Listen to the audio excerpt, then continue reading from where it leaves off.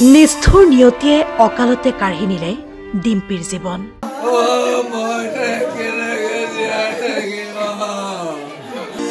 একমাত্ৰ কন্যা ডিম্পীক অকালতে হেৰুৱাই দিগবিদিক হেৰুৱাইছে কুমুদ পায়নৰ পৰিয়ালটোৱে। ফাগুনত যুগ্ম জীৱনৰ পাতনি মেলাৰ গুণাগথা চলিছিল ডিম্পীৰ। পিছে সপোনবোৰ দিঠক নহল। জীৱনটো নতুনকৈ সজোৱাৰ যোজা চলাওঁতেই ডিম্পীৰ শৰীৰত ধৰা পৰিছিল এক মাৰাত্মক ৰোগ, ব্ৰেইন টিউমাৰ। গুৱাহাটীত দীৰ্ঘদিনীয়া চিকিৎসাৰ পিছতো সুফল নোপোৱাত ঘৰৰ মাটি ভেটি উচন কৰি চেন্নাইৰ এপলো হাস্পতালত ভৰ্তি কৰোৱা হৈছিল ডিম্পীক। মনত এটাই আশা, সুস্থ হৈ উঠক পৰিয়ালৰ সকলোৰে মৰমৰ ছোৱালীজনী। দুদিন পূৰ্বে এপলো হাস্পতালত চিকিৎসাধীন অৱস্থাতেই জীৱন যুঁজত হাৰ মানে ডিম্পীয়ে। এই খবৰৰ পিছতেই হোৱাটোৱে লাগি পৰে পৰিয়ালৰ মাজত। যুৱতীগৰাকীৰ মৃত্যুৰ পিছত বিপাঙত পৰা পৰিয়ালটোৱে বৰক্ষেত্ৰী সমষ্টিৰ প্ৰাক্তন বিধায়ক তথা GMDAৰ অধ্যক্ষ নাৰায়ণ ডেকাৰ লগতে গাঁওবাসী আৰু পৰিয়ালৰ সহযোগত ডিম্পীৰ নশ্বৰ দেহ স্বগৃহলৈ আনিবলৈ সক্ষম হয়। ডিম্পীৰ অকাল বিয়োগত এতিয়া সমগ্ৰ অঞ্চলজুৰি শোকৰ ছাঁ। নলবাৰীৰ পৰা কালিন্দ কুমাৰ বৰ্মনৰ প্ৰতিবেদন, নেচনেনী।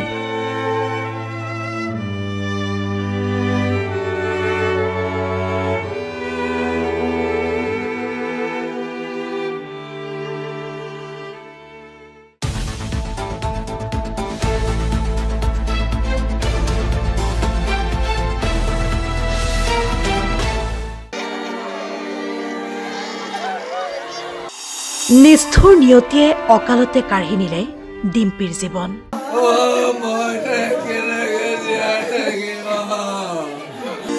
একমাত্ৰ কন্যা ডিম্পীক অকালতে হেৰুৱাই দিগবিদিক হেৰুৱাইছে কুমুদ পায়নৰ পৰিয়ালটোৱে।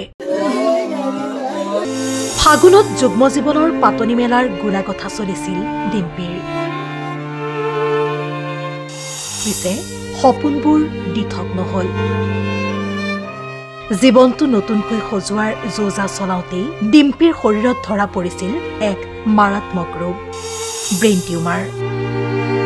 গুৱাহাটীত দীৰ্ঘদিনীয়া চিকিৎসাৰ পিছতো সুফল নোপোৱাত ঘৰৰ মাটি ভেটি উচন কৰি চেন্নাইৰ এপলো হাস্পতালত ভৰ্তি কৰোৱা হৈছিল ডিম্পীক। মনত এটাই আশা, সুস্থ হৈ উঠক পৰিয়ালৰ সকলোৰে মৰমৰ ছোৱালীজনী। দুদিন পূৰ্বে এপলো হাস্পতালত চিকিৎসাধীন অৱস্থাতেই জীৱন যুঁজত হাৰ মানে ডিম্পীয়ে। এই খবৰৰ পিছতেই হোৱাটোৱে লাগি পৰে পৰিয়ালৰ মাজত। যুৱতীগৰাকীৰ মৃত্যুৰ পিছত বিপাঙত পৰা পৰিয়ালটোৱে বৰক্ষেত্ৰী সমষ্টিৰ প্ৰাক্তন বিধায়ক তথা GMDAৰ অধ্যক্ষ নাৰায়ণ ডেকাৰ লগতে গাঁওবাসী আৰু পৰিয়ালৰ সহযোগত ডিম্পীৰ নশ্বৰ দেহ স্বগৃহলৈ আনিবলৈ সক্ষম হয়। ডিম্পীৰ অকাল বিয়োগত এতিয়া সমগ্ৰ অঞ্চলজুৰি শোকৰ ছাঁ। নলবাৰীৰ পৰা কালিন্দ কুমাৰ বৰ্মনৰ প্ৰতিবেদন, নেচনেনী।